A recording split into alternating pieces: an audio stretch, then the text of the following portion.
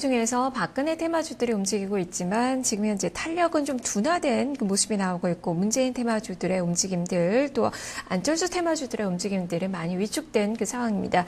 특히 지금 문재인 테마주로 분류가 되는 종목 중에서 우리들 생명과학이 있는데요. 우리들 이 그룹주라고 표현을 해야 될까요? 우리들 생명과학뿐만 아니라 우리들 제약 이 두 종목이 모두 지금 가격 제한폭까지 떨어진 모습이 나오고 있습니다. 추세주주의 지분 매각 소식에 지금 투자 심리가 많이 위축이 되고 있다는 점도 같이 점검을 해보시면 좋겠습니다.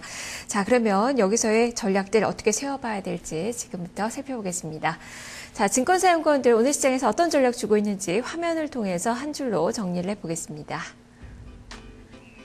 한양증권 임동락 연구원입니다. 우려와 기대가 혼조세가 나타나고 있다면서 속도 조절이 예상이 된다라는 의견을 주고 있습니다. 삼성증권 임수긴 연구원입니다. 코스피 안도랠리의 연장을 기대를 해보자라는 관점입니다. 조정 시 비중 확대 전략이 필요하다라는 의견을 제시를 했습니다. 동양증권 조병현 연구원입니다. 당분간은 변동성 구간이 진행될 것으로 예상이 된다면서 IT와 통신업종에 관심을 갖자라는 시각을 전했습니다. 우리투자증권 이경민 연구원입니다. 200일선 안착 과정이 진행 중이다라는 시각인데요.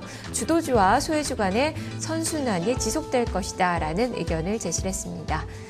자, 이렇게 4개 증권사 연구원들의 의견을 살펴봤습니다. 전반적으로 시장에 대해서는 더 많이 오늘 조정을 받고는 있지만 더 많이 밀릴 가능성은 낮다라는 그런 시각이 조금 더 강합니다. 호재와 악재가 많이 상쇄되고 있는 구간이다라는 판단을 내리고 있는데요. 자, 이 중에서 한양증권 임동락 연구원 만나보겠습니다. 연구원이 안녕하세요. 네, 안녕하세요. 네, 당분간 속도 조절이 조금 더 필요하다라는 의견을 제시해 주셨는데요. 시장 상황 어떻게 보십니까?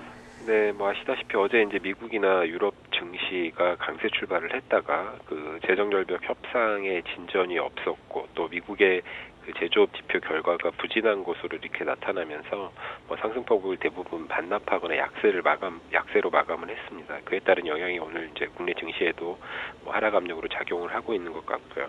뭐 대략적인 내용들을 들여다보면 그 미국 같은 경우는 가이트너 재무장관이 공화당의 그 세금 인상안과 각종 공제 혜택 삭감안을 제시를 했는데 이것이 이제 그 공화당 측의 거부를 당하자 그 고소득층에 대한 증세 합의 없이는 합의가 이제 불가하다는 그런 입장을 표명을 했고요. 공화당의 이제 베이너 하원 의장도 무조건적인 증세는 문제의 해결책이 아니라고 이야기를 하면서 부유층 증세에 대한 반대 입장을 고수를 했습니다. 양당 간에 이제 그 재정절벽 회피를 위한 큰 그림에는 공감대가 형성이 되어 있고 또 서로 절충안을 지금 내놓고는 있지만 아직까지 재정절벽 협상과 관련해서 진전된 결과물이나 초당적인 그런 분위기를 좀 찾아보기 어려운 것이 현재 실상인 것 같고요. 게다가 이제 어제 발표된 그 11월달 ISM 제조업 지수가 컨센서스를 크게 벗어나면서 또 실망 매물이 일부 이렇게 쏟아진 것 같습니다. 시장에서는 전월보다는 다소 이제 둔화가 되더라도 기준선을 3개월 연속 상회할 것으로 전망을 했었는데 결과는 그 기준선 아래인 49.5를 기록을 하면서 예상을 완전히 좀 빗나간 그런 결과가 나온 상태이고요.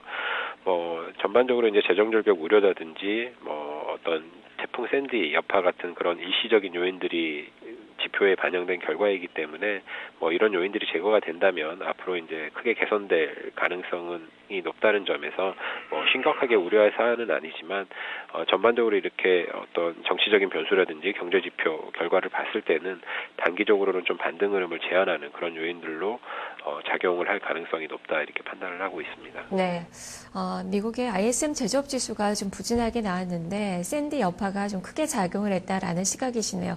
다만 샌디 영향이 미치지 않았던 그 지역들까지도 제조업 지수가 좀 위축된 그런 모습들이 지표상에서 나타나고 있어서 이런 점들은 조금 더 우려를 해봐야 되지 않을까라는 일시적이다라고 판단하기에는 조금 좀 이르지 않을까라는 그런 생각도 좀 드는데요. 이와 더불어서 투자 전략까지 같이 말씀해 주시죠. 네, 일단 지표 결과는 이제 추후에 또 이제 확인 과정을 거치면서 좀 평가가 가능할 것 같고요. 또 앞에서 이제 어떤 악재성 재료들을 말씀을 드렸는데, 나쁜 소식만 있는 것은 아닙니다. 유럽 쪽에서는 그리스가 국제 바이백 방안을 발표를 했는데, 당초 정부가 설정했던 기준보다 높은 가격 밴드를 제시를 했습니다. 다시 말하면 반드시 이제 바이백을 성사시키겠다는 그리스의 의지가 표명이 된 것이고요. 성사 가능성을 상당히 높게 보고 있기 때문에 그리스와 관련된 리스크 수위는 상당히 부분 낮아졌다고 보시면 될 것 같습니다. 그리고 이제 경제지표 쪽에서도 미국이 다소 부진한 결과를 내놓았지만 중국에서는 제조업 지표들이 계속해서 개선된 모습을 보이고 있습니다. 이상을 종합해 보면 시장이 그 저점 대비해서 90포인트 정도 낙폭을 만회하는 그런 반등이 진행되었기 때문에 속도 조절이 나타날 수는 있겠지만 많이 밀릴 가능성도 현구간대에서는 크게 높지는 않다, 그렇게 판단을 가지고 있고요. 종목 대응에 있어서는 오늘 이제 시장의 속도 조절이 예상이 되고 또 미국 쪽 지표 부진, 반대로 이제 중국 쪽 지표 개선을 감안을 했을 때는 중국 관련 소외 업종인 소재나 산업재 섹터에 좀 관심을 가질 필요가 있지 않나, 이렇게 판단을 하고 있습니다. 네. 그리고 이제 IT나 자동차 같은 경우는 그 미국 관련 경기 민감주 같은 경우는 저가 매수 관점으로 접근을 하시는 것이 효과적일 것으로 이렇게 판단을 하고 있습니다. 네, 알겠습니다. 말씀 잘 들었습니다. 네, 감사합니다. 네, 중국 관련된 종목군들 그리고 IT와 자동차 종목군들의 움직임들도 체크를 해보시면 좋을 것 같네요. 한양증권 임동락 연구원과 함께했습니다.